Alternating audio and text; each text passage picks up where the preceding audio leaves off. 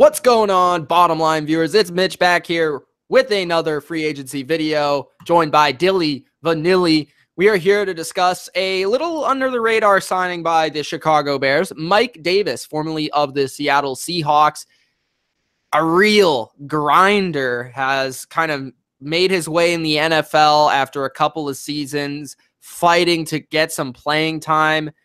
From San Francisco to Seattle, now around 25, probably turning 26 this next season. 514 yards, 4 touchdowns, and a surprising, didn't even know this, 34 catches last year for 214 yards and a touchdown. That's a high number for a guy that is in such a place like Seattle where they had like 3 or 4 different running backs running and catching the football. So he was able to be productive in Seattle, 4.6 yards per carry, and really effective. So Chicago brings him in there.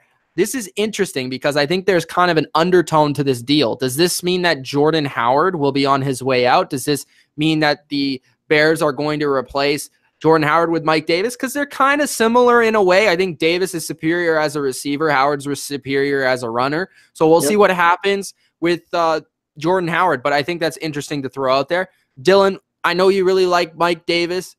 You liked him in Seattle last year. What do you think of this move for Chicago? How much do you know how much the money was? I can't remember off the top of my head. 2 years, $6 million. Max value of 7. That's cheap. That's cheap. I like this deal, man. I'm a Mike Davis fan. Last year, you saw what Seattle was able to create with the I guess the 3-headed monster. I don't know. That's kind of a hard term there, but you saw the 3 guys in there.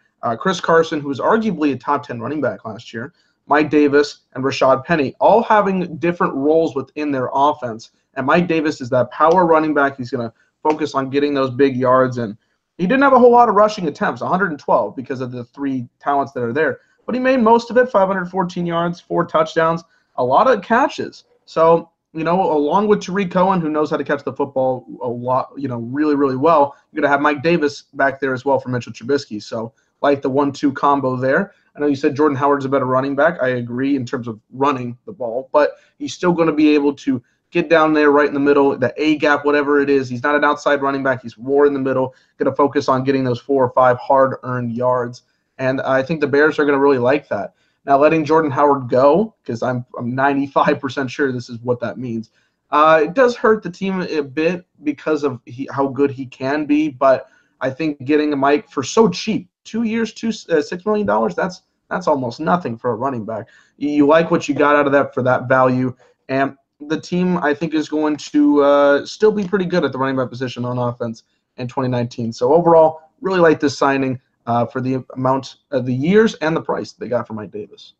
Compounding that with the fact that really Tariq Cohen was their go-to guy last year, both in the pass game and a lot in the run game as well. Howard mostly carried the ball more so than Cohen, but Cohen was the main focus of the offense. So the focus will be on Cohen once again this season. But if they do move on from Howard, I think Davis does provide that versatility that Nagy is looking for in a running back, that when he's in the backfield, you don't know if it's going to be a run or a pass. And that's a very valuable skill to have in the NFL right now.